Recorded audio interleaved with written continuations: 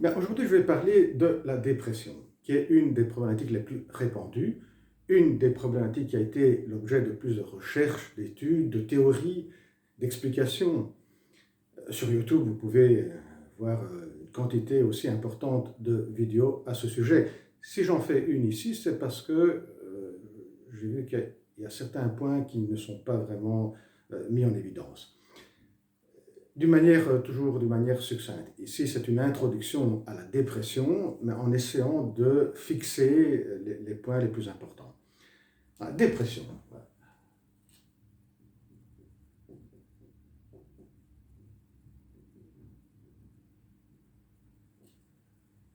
Pour commencer, je vais parler de ce que tout le monde peut avoir déjà vécu et que tout le monde connaît assez bien, qui est l'état de déprime. Je me sens un peu, aujourd'hui, je me sens un peu déprimé, qui certainement ne doit pas être confondu, on va le voir pourquoi, avec la dépression. Mais on va commencer par ça. Voilà. Et tout le monde sait que quand on est déprimé, eh bien, c'est une question d'humeur. L'humeur, il est l'opposé de la joie, il est l'opposé de se sentir bien. Voilà, on se sent triste, on ne se sent pas bien. Et au sujet de l'humeur, première chose, on va mettre ici une ligne. Bien, l'humeur n'est pas stable dans, dans une journée ou pendant la semaine. Il y a toujours des petites fluctuations comme ça. Hein. Donc ici, on peut dire c'est l'humeur euh, moyen, positif. Il y a des moments où c'est beaucoup plus positif, on se sent très très bien, heureux, ou en tout cas dans un bon humeur, si on peut dire. Et d'autres moments, par contre, où ça chute un tout petit peu, ça descend un tout petit peu par rapport à la moyenne. Mais il y a des événements, ou il y a des situations qui font que l'humeur va chuter un peu plus ici. Quelles sont ces situations? Par exemple, un étudiant qui passe un examen, qui s'attend d'obtenir certains résultats, eh bien, malheureusement, il doit refaire l'examen parce que ça n'a pas été. Et quand il a la nouvelle, eh bien, l'humeur descend parce qu'il ne s'y attendait pas, parce que c'était important pour lui de passer l'examen, parce qu'il avait étudié beaucoup et pour d'autres raisons. Une autre situation, c'est que vous avez un voisin avec lequel vous vous entendez bien, ce voisin s'en va, part dans un autre quartier ou bien dans une autre ville, et là vous sentez un peu un vide, et c'est une perte, et là aussi l'humeur descend plus que d'habitude. Quand l'humeur descend, on se sent, voilà, on se sent un peu triste, on sent qu'il y a quelque chose qui nous manque. On a du mal aussi à directement à passer à autre chose. Voilà, ça c'est un peu les effets momentanés qu'on ressent, que tout le monde ressent. Oui, maintenant, deuxième possibilité, toujours avec cette moyenne de humeur, des fluctuations, et là, l'humeur descend très, très, très bas, beaucoup plus bas qu'ici. C'est quand, si on reprend les mêmes exemples qu'avant, il y a un impact plus important sur soi, parce que c'est l'événement qui est beaucoup plus important par rapport à avant. Par exemple, prenons toujours l'exemple de l'étudiant qui n'a pas réussi un examen. Mais il refait le même examen 3 ou 4 fois et il ne réussit pas.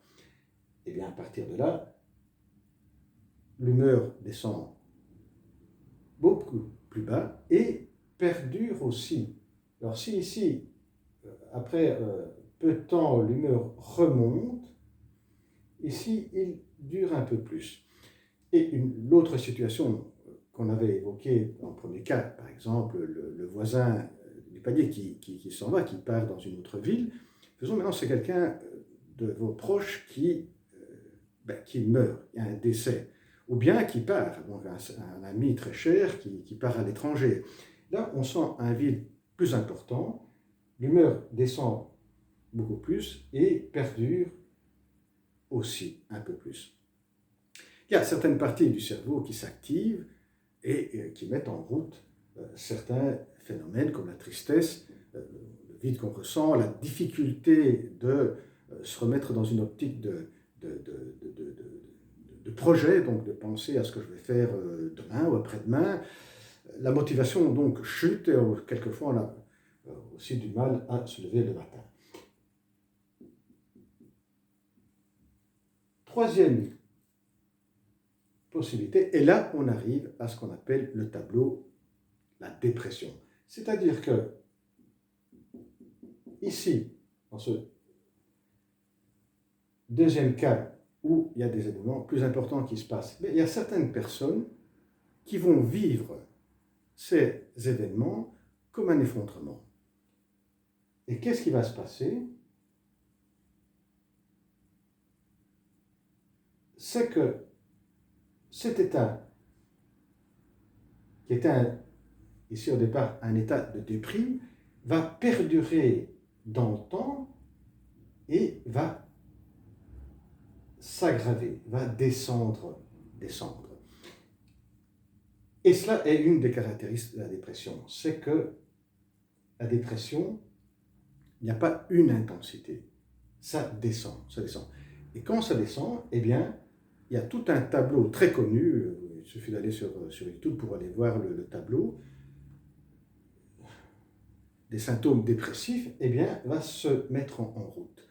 La différence avec le deuxième cas, ce n'est pas tant sur les événements, c'est comment la personne va vivre ces événements et le fait que ici la déprime va continuer dans le temps et va s'empirer et les parties du cerveau qui s'étaient activées au départ vont continuer à s'activer et là produisent après toute une série de symptômes qu'on connaît. Comment est-ce qu'on peut résumer ces symptômes-là? Bien, tout compte fait, c'est assez simple. Dans la dépression, toutes les sphères, tous les aspects de l'esprit humain sont affectés. Et aussi au niveau relationnel, en contact avec l'environnement. Tout ce qui est relationnel et la relation avec autrui et avec l'environnement. Quand je dis toutes les sphères, eh bien c'est les sphères, vous avez la sphère cognitive, la sphère affective, émotive, la sphère aussi de certaines fonctions vitales comme le sommeil, comme l'appétit. Ouais. Au niveau cognitif, la mémoire, la mémoire à court terme qui diminue, l'attention qui diminue, la concentration qui diminue. Côté émotif, on pleure plus facilement, on va être très irritable, etc. Toutes les sphères sont affectées. Et il y a donc la tristesse qui va faire le patron au niveau du vécu, et aussi un ralentissement de toutes les fonctions. Alors, au niveau, comme on disait, qu'on apparaît ici, que ça apparaît ici, au premier cas, au deuxième cas, comme la motivation, ben, elle va se réduire. Les pensées, donc ici, dans le premier cas, deuxième cas, on pense, oui, la pensée s'arrête pendant une courte période sur ce qui s'est passé. Quand on est dans le tableau dépressif, eh bien, les pensées vont continuellement sur ça et donc vont se couper des pensées de ce qui se passe autour de soi et de ce qu'on devrait faire et donc vis-à-vis des projets, vis-à-vis du futur. Voilà, on pourrait continuer comme ça pendant longtemps sur la description du tableau des symptômes. Voilà, il y a pas mal de vidéos qui sont consacrées à cela. Toute la question maintenant devient, qu'est-ce qui fait que certaines personnes vont vivre certains événements qui sont marqués, on l'a bien vu, par la perte, ou par un stress très important, comme un effondrement, alors que d'autres non. Bien, on peut évoquer trois facteurs. Un premier facteur qui est un facteur médical, c'est-à-dire tout ce qui relève du domaine médical. Par exemple, un facteur génétique, une faiblesse au niveau d'une certaine partie du cerveau, etc. C'est cette partie-là, ce facteur-là ne va pas tellement nous intéresser. Attention, c'est un facteur qui a toujours été mis en avant par Freud, par exemple, qui est le fondateur de la psychanalyse, donc la psychanalyse qui s'occupe essentiellement des facteurs psychologiques et non pas des facteurs qui relèvent du corps.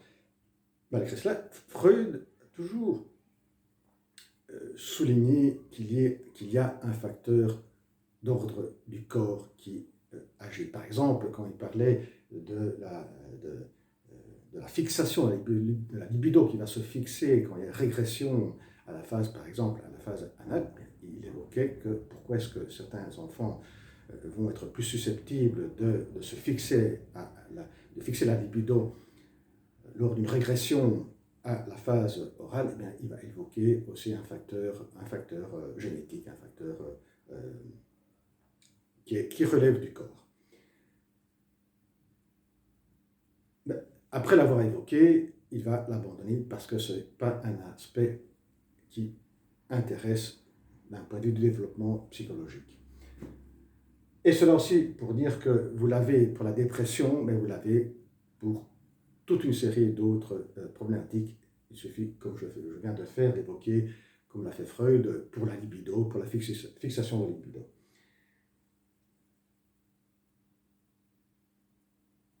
Oui, une dernière chose sur l'aspect génétique, c'est que quand on se retrouve ici à ce troisième cas, il y a certains tenants de l'aspect médical qui vont dire que la dépression est provoquée par un problème au niveau neurophysiologique, au niveau génétique.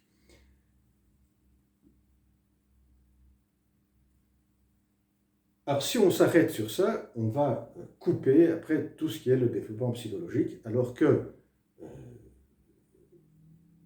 c'est plus logique de parler d'un facteur de risque et après de parler de qu'est-ce qui va déclencher la dépression, bien qu'il y ait un terrain fertile qui va déclencher la dépression chez une personne. Deuxième aspect, deuxième facteur de risque, c'est la fragilité.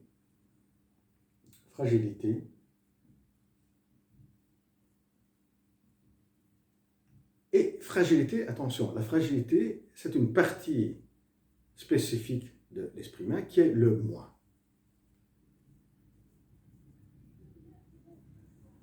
Et Freud avait déjà pointé du doigt le moi dans un écrit, Le deuil et mélancolie, la mélancolie qui est une forme de dépression plus sévère. C'est la fragilité au niveau du moi. Et troisième aspect, c'est l'aspect culturel, société.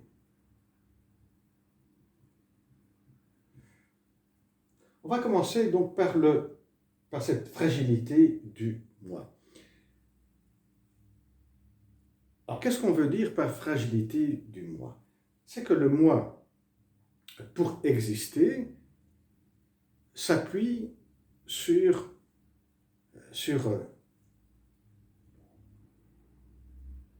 deux composants, qui est l'idéal du moi et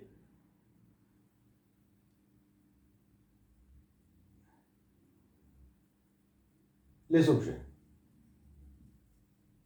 c'est-à-dire les personnes. Donc, ce sont deux formes d'investissement. L'investissement de l'idéal, des idéaux, et l'investissement des objets, des personnes. Voilà. Personnes.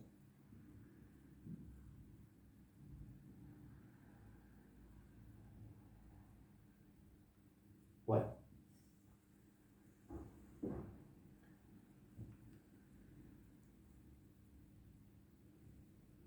Alors, dans le cas de la personne qui vit certains événements comme un effondrement, le moi s'appuie excessivement, énormément, ou sur un idéal, ou sur les objets, sur les personnes. Ça veut dire que, par exemple, faisons que une personne travaille dans un bureau et on lui met continuellement sur son bureau des piles de documents à gérer, bien, pour lui, l'idéal, c'est d'être un bon employé est celui-là qui peut gérer continuellement tous les documents, bien qu'il comprend que c'est un peu excessif, mais il se dit à soi-même qu'il doit réussir, qu'il doit quand même réussir malgré la charge de travail. Voilà son idéal, hein, l'idéal d'un bon employé. Quand à un moment donné, il n'y arrive pas parce que la pile continue à augmenter et c'est de toute évidence devant lui que l'idée qu'il a du bon employé, eh bien, il ne peut pas l'atteindre. Là, il y a une perte donc, de l'idéal, de son idéal de bon employé, qui va de pair avec son exigence envers soi-même, certainement, il est très exigeant, il y a cette perte d'idéal, et alors là, il y a l'effondrement, parce qu'il s'était appuyé très fort sur cet idéal. Un autre exemple d'idéal, une personne qui est avec donc un homme qui est avec une femme, et cet homme a idéalisé cette femme, pour lui cette femme ne va jamais le tromper, il vient à savoir que cette femme l'a trompé, eh bien, pour lui, il s'était fort appuyé sur cet idéal, c'est une perte d'idéal, c'est une perte au niveau de l'idéal, et là, il y a l'effondrement. L'exemple au niveau des personnes, eh bien, il suffit d'évoquer simplement un deuil très important d'une personne très chère qui décède et avec laquelle la personne avait énormément investi, s'était fort appuyé sur cette personne, et cette personne décède. Et là, il y a l'effondrement. Certainement, on peut se poser la question, mais pourquoi certaines personnes, parce que ce que je viens de dire, tout le monde, quelque part, le fait. Tout le monde a des idéaux. Tout le monde investit les personnes. Mais il y a des personnes qui ont donc une fragilité du moi qui fait qu'ils vont plus investir l'idéal, plus s'appuyer. Donc le moi, pour exister, va s'appuyer énormément sur un idéal ou va énormément investir une personne, s'attacher à une personne. Bien, là, il peut y avoir deux raisons pourquoi il y a cette fragilité. Une raison qui est à reconduire à l'enfance. Une autre raison qui peut être, donc une première raison, c'est dans le passé lointain, l'enfance. Une autre raison pourrait être le passé récent. C'est-à-dire que si une personne se trouve qui a un moi qui n'a pas, qui s'est bien construit, donc n'a pas une grande fragilité, on ne peut pas retrouver dans l'enfance des traumatismes, des chocs émotionnels, mais voilà, qui a 3 ou 4 idéaux et le premier, en peu de temps, ça, un derrière l'autre, le premier s'efface donc, parce qu'il a été déçu par quelque chose. Le deuxième disparaît aussi parce qu'il a été déçu. Le troisième disparaît parce qu'il a été déçu. Le dernier qui reste, c'est le dernier des remparts, on peut dire comme ça, eh bien, si cela tombe, la personne va se retrouver à vivre un effondrement. De même pour les personnes, prenons la personne âgée qui n'a jamais vécu une dépression, qui a toujours bien vécu ces moments ici, premier et deuxième, donc les moments au travail de perte d'un idéal, ou bien avec les personnes d'avoir perdu une personne très chère, et donc avoir surmonté très bien tout cela. Quand il est âgé, qu'est-ce qui peut se passer? C'est que, vu l'âge, en peu de temps, il va voir décéder plusieurs des personnes proches, donc des amis, plusieurs amis en peu de temps.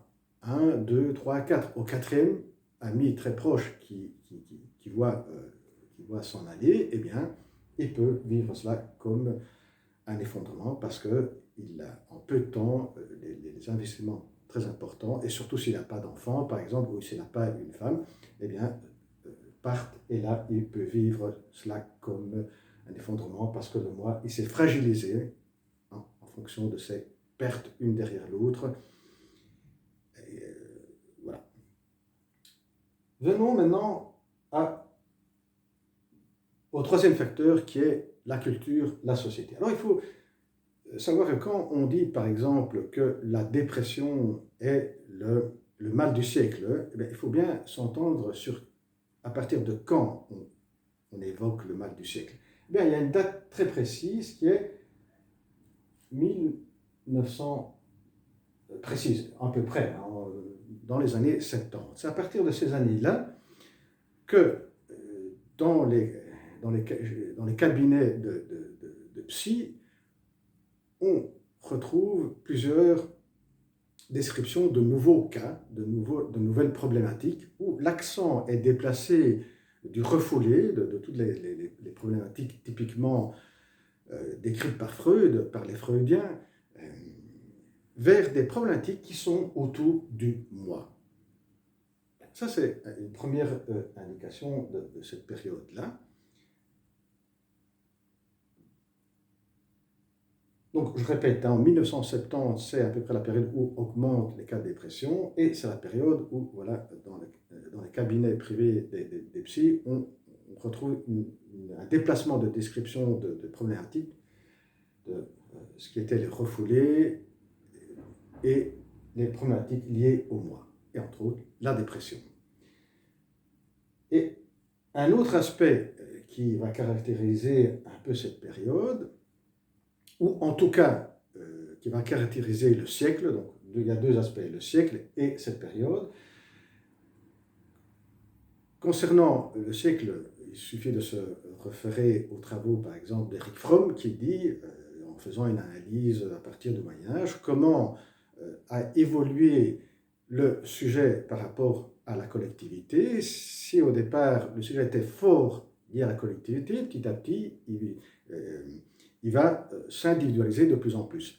Il va acquérir des libertés. En même temps, voilà, c'est ça le point du moi, c'est que ces libertés vont le mettre face à plus de responsabilités, et c'est comme si le poids augmentait de plus en plus sur le moi, qui doit gérer, donc doit gérer des responsabilités, face à des responsabilités.